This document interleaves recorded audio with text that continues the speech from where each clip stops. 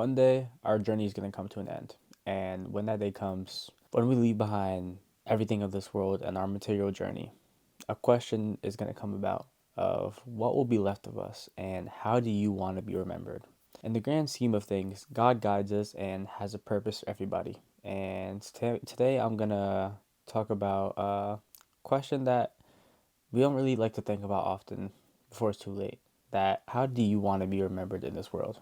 God gave us this life not to live aimlessly, but to leave a mark on this world.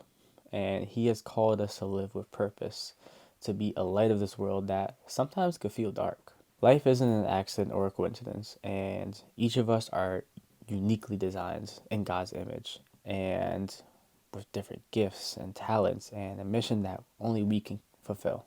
God creates us not to just exist, but to live purposefully for Him, to embrace His calling with strength and enthusiasm. And He equips us and He protects us and He guides us with His voice, not to keep it to ourselves, but to use it, to use the gifts that He gives us, to be the light and the hope, and to lead others along the path of faith. And this can transform people even in the darkest moments and even ourselves.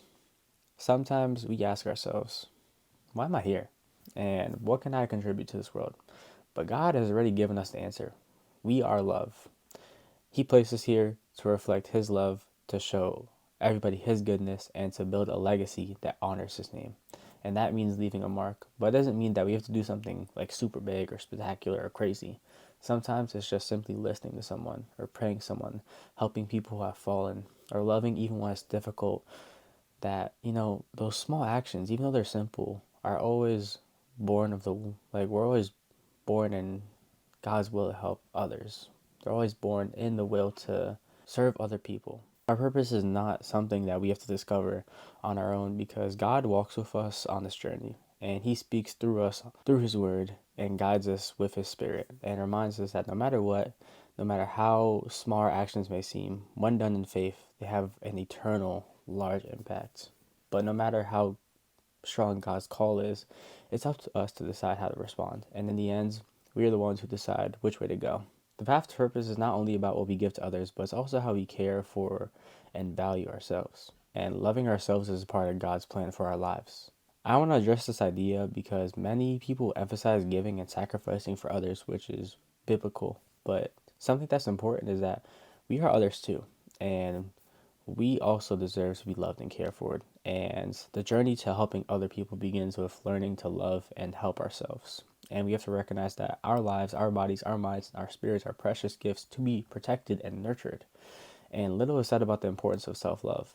God created us in His image and likeness, and that's something to celebrate and take care of. And this means to love God and also love ourselves. Loving ourselves means allowing ourselves to rest when we're tired and nourish ourselves with things that strengthen our faith and to surround ourselves with people and habits that build us up and not tear us down. And this leads us to align ourselves with the purpose that God has for us. And we can't be a light to others if we're darkened ourselves. You know what I mean? The path to purpose is a journey of also self-discovery. It means to learn to look inward and accept that we're not perfect. Yet we're unconditionally loved by the one who created us, which is God. It means recognizing our weaknesses and working on them and celebrating them as a part of our humanity and relying on God to guide us in the right path.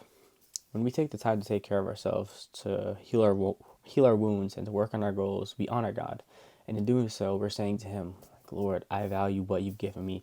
I want to be strong, I want to be healthy, and I want to be an instrument to use to accomplish your purpose for me. But self-love isn't just a physical act, it's also spiritual. And that means nurturing our relationship with God and seeking His guidance at, every turn of our lives and allowing His grace to fill every corner in our lives, every hole in our hearts. It means remembering our worth is not in what we do or how we look or anything external except who we are in Him. And in the end, giving ourselves love, attention is not straying away from purpose, it's preparing ourselves to live in it and through God fully. When we take care of ourselves, we can give our best to others and walk more confidently and powerfully and strongly on the path that God has planned in our lives. So make sure you ask yourself, do you love yourself like as God has loved you? And are you taking care of the gift that God has placed in your hands? Because when we fully understand its worth, we can fully live out the purpose that we've been given. And then when we understand that, we will know how to reach out to the hearts of others. When somebody thinks of you, what do you think the image is that's going to come to mind? Are you going to be remembered as someone who lifted up other people, inspired people, served as a beacon of hope in darkness? The way we live isn't just about us. Our actions resonate beyond just ourselves and leave a mark on every life we touch, whether we want to admit it or not, no matter how significant or insignificant that relationship we have with that person is. And we don't always realize that. And maybe it's in the friend who saw us overcome a challenge and admire our strength through that, or it's a stranger that, we offered a compliment to or a smile when they had a difficult day, or we had a difficult day. Something as simple as that can have more of an impact than we like to think. Those little seeds that we plant, often even without realizing, can bloom like long after we're gone. And that's what makes this whole thing a legacy, an inspiration. And it is accomplished by simply loving ourselves and loving others and being kind to everybody, and not about just grand gestures and like super big things. It's just about glorifying God and living in God's image through everything we do. Our daily choices, no matter how simple they seem, and using our testimony to glorify God and to share that with other people. And that's such a great way to reach people. And think about it, when you make these decisions based on love, faith, and service, you build a legacy that inspires and uplifts others. But when we allow ourselves to be driven by ego and fear and indifference and pride, we risk hurting not only ourselves, but risk hurting others as well, and risk how they view like Christianity and how they view God themselves. So God calls us to live intentionally and not just in our own benefit, but to be his reflection in this world. He wants us to live like as an example of his love and purpose. In the end, we won't be remembered for the possessions or titles. We will be remembered for the impact we leave on the lives of those we meet. And every day is an opportunity. And every action, every choice, every interaction, like every day is a page that you're writing in your story, right? So ask yourself, what story am I telling with my life? And is it one that inspires others to be better? Is it one that honors the purpose that God is calling us for? And remember, your legacy isn't measured at the end of your life, but in those small everyday moments, those like insignificant choices from what they seem like that will build the story that lasts beyond your lifetime. And maybe it's time to stop and ask yourself, am I living the way that I want to be remembered? Am I serving as God has called me to serve? And if not, you're still here. If you're watching this video, there's still time. Today is a new opportunity to begin building a legacy that reflects God and God's purpose for you and your life. Time doesn't wait though. God's grace gives us another chance.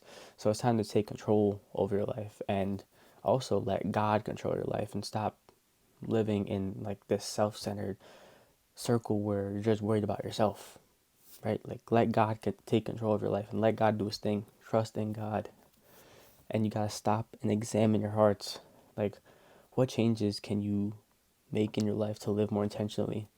And maybe that's making more time for God and the people you love and strengthening your relationship with God through reading the word and praying and, through having those godly relationships with other people. And it's not too late to start walking in faith. You're still here again to live in the way that brings you to peace, but also inspires others to walk with God in that same like aspect and intention of finding God's purpose for them. And the actions you take today will determine how you will be remembered tomorrow. And God doesn't expect you to be perfect, and he doesn't expect you to have all the answers to make decisions or to never make a mistake. What he does want though is your willingness, your commitment, and your desire to grow. Like parents who like to see their children improve, to be happy, to find freedom, God leads you to true rest and to leave a positive change in those around you and who also deserve that same rest. You know what I mean?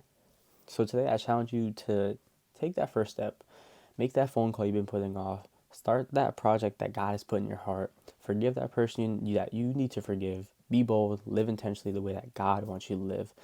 And the way you live doesn't just affect your life, it affects the lives around you guys. So I want you to remember that, and I want you to remember and think to yourself, how do you want to be remembered? Do you want to be remembered as someone who lived in God's image, or do you want to be remembered as someone who was for this world? Just something to think about, guys. God bless. Have a great day, guys.